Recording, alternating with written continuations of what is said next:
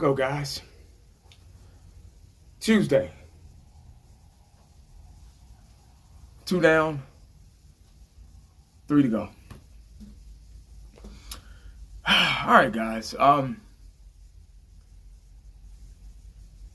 Haven't made a video since my live stream after the embarrassing loss to the Cleveland Browns. Very intense game.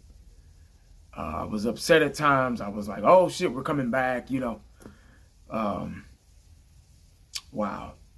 I never thought that we'd be 1-3, or hell, we should be 4-0. I mean, 0-4, but that miracle comeback against Atlanta, against Matty Ice and company, so which kind of helped the situation. But that was a good game. I still enjoyed it. That's still going to go down in history as one of the greatest comebacks of all time. But whether you like it or not, I was just thinking. I've been sitting out here for about 30 minutes now, and I love it out here. This is my patio. I come out here to get away from things. Kids in there acting a fool. I come out here and just kind of clear my head. Whatever. One day I'm gonna put a TV up here, man, and so I can watch the game if it's nice weather, and put some cowboy stuff out here. If my wife let me.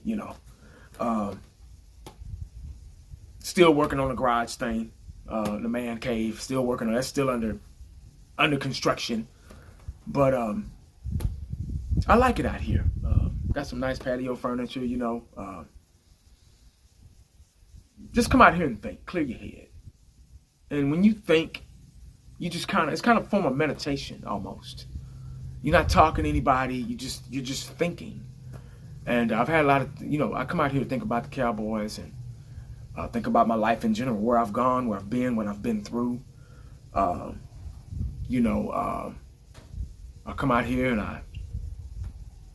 I talk to my mom. God rest her soul. A lot of y'all might think that's crazy, but I lost my mom in 2016, and I come out here and have a conversation with her, and 4 years, it was 4 years, July 25th. And, wow, still miss her. But, anyway, guys, I'm pretty sure you guys already know, but the Dallas Cowboys have cut Brandon Used Carr, which isn't a surprise because he didn't play last week. I should have known something when they benched Thompson and they put in Wilson instead of Brandon Used Carr. I was like, oh, he's out of here. Because he didn't play at all. He played in an Atlanta Falcon game and he got toasted, and I think that was the last time you seen him, So I don't think he played last week against Seattle. If he did, he didn't play that much. And but the reason they cut him was because of lack of performance. And they signed a Greg Stalin or something like that, offensive tackle from the Cleveland Browns. Isn't it ironic? We just got our asses kicked. We just got our asses handed to us by the Cleveland Browns, and then we signed their practice offensive tackle.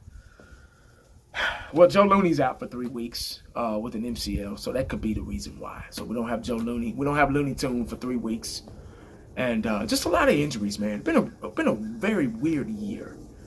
Injuries has plagued the NFL, not just us, but the NFL.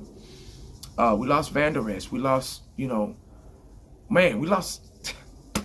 Cheeto, Anthony Brown. So many guys.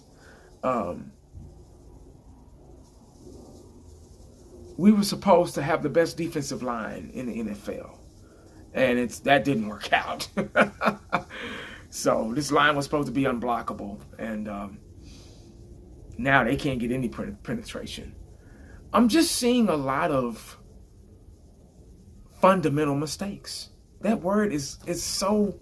I need to get a T-shirt that says "Fundamentals wins championships," because it does.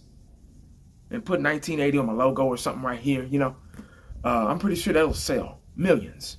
Fundamentals wins championships, and it does. New England used that formula for years, and they was at least in the Super Bowl or pretty damn close every year. They didn't have any flashy guys. They just were a fundamentally sound team. They didn't make mistakes. They fed off of your mistakes. But we're not a disciplined team. And the last game, we didn't score in the second and third quarter. Not having any defense. There's no excuse not to score anything in 2 quarters. And a lot of people blame Dak Prescott for that. They blame Dak. I believe it's a team thing. You can't just blame one guy. There's no I in team. I believe not having a consistent blocking, strong offensive line has a lot to do with it. And the Browns adjusted. They adjusted. They do something that the Cowboys still to this day don't know how to do, especially on the defensive side of the ball. They adjusted and they shut us. They did their job. They get paid too. Their players get paid too, and they did their job, and they shut us out 2 quarters. We didn't score anything. So that hurt us, and then we had to come back and at the end and try to come in, which was almost damn near another historical comeback because we got back within 2. Dak Prescott brought us all the way back within 2. And a lot of people call those garbage yards and garbage points and stuff like that, but I didn't know that if you were down by so many points, you were supposed to quit. Where does that say? What book is that in? See, now, if Dak, when we were down, when we didn't score at halftime, coming into the third quarter, and Dak Prescott didn't come out that locker room, what would y'all have said then? Dak Prescott said, you know what, man, I quit. I'm not coming back to play. Y'all would have been like, oh, Dak's a quitter and all this stuff. You know, y'all would have had a field day. All the Dak haters out there that want him to fail, they would have had a field day. But yet, somehow, some way, Dak Prescott brought us back in that game within 2. And we had to pass because we were down so far and we were pressed for time. You can't run the ball when all you got to do is run the ball. You can't do that when you're pressed for time. When you're going to eat the clock away. So you have to pass. Blows my mind, man. But yet Dak Prescott brought us in within 2. Oh, that don't count. Those are garbage yards. Those are garbage points. So he really can't win. He can't give up or he can't bring us back to a victory. So if it's the Super Bowl and we're down, if Cowboys make it to the Super Bowl and we're down 20-something points and Dak Prescott, and you're a Cowboy fan, and Dak Prescott bring us all the way back and win the game, are those still garbage yards and garbage points? Would you still want him gone? No, people just ignorant, man. Just stupid. But anyway, guys, this defense, man, I don't know if it's going to ever get fixed. I don't think it can until we get some guys back that can make some plays. Let me talk about one guy, though, real quick. Jalen Smith. Jalen Smith, he's really, poor baby, bless his heart. He's all over the place. Like I always say week after week about Jalen Smith, he's always on the chase. He's always chasing somebody. I've never seen him, no. I'm not going to say never. I've rarely seen him be a linebacker. Linebackers are supposed to stuff people at the line of scrimmage.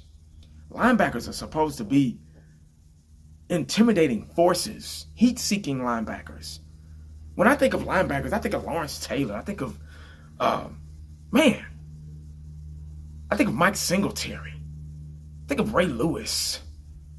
Ken Norton we had back in the day. There's so many. I think of guys that they're mean and they want to rip you apart, and they're in on every play. But Jalen Smith is just, it was a great story. Coming out of Notre Dame, he was one of the best defensive guys in college in the country. He had that horrific injury, and the doctor said he'd never play football again. And the Dallas Cowboys took a chance on him anyway because they saw some talent in him, and they drafted him, and he had a pretty good 2018 season. He made it to a Pro Bowl, you know.